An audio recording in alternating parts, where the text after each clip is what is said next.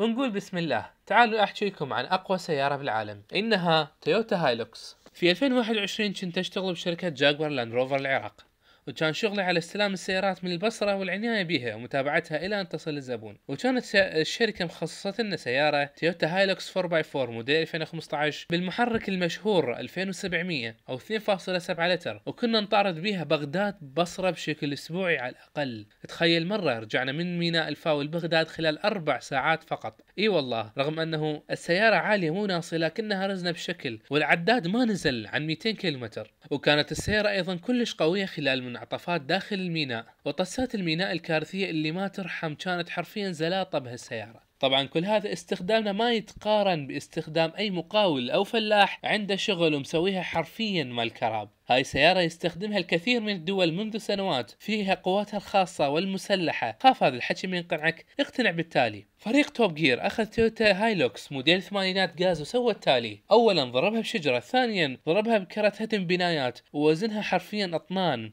ثالثا شمروها بالبحر مو بالشط لمدة 10 ساعات، وبعد مجرد تنظيف حجرة المحرك من الطين والماء وبدون تبديل اي قطعة، مجرد سبراي تنظيف المحرك، رجعت الحياة.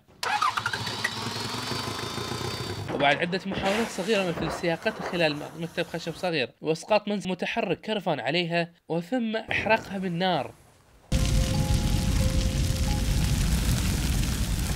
والنتيجة رجعت تشتغل طبيعي. آخر محاولة لقتل هذا التنين العجوز أنهم ربطوه على بناية بارتفاع 23 طابق، يعني ما يزيد على 70 متر، وتم ربطها بالسلاسل بالبناية وتم هدم البناية. تتوقعون شنو صار؟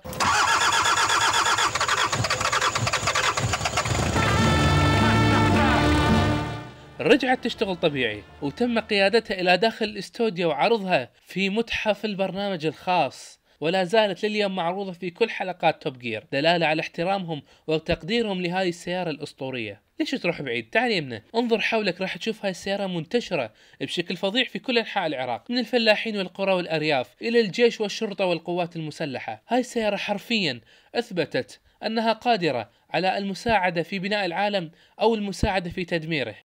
الجميع يثق في تويوتا هايلوكس، ونشوفكم في فيديو قادم إن شاء الله.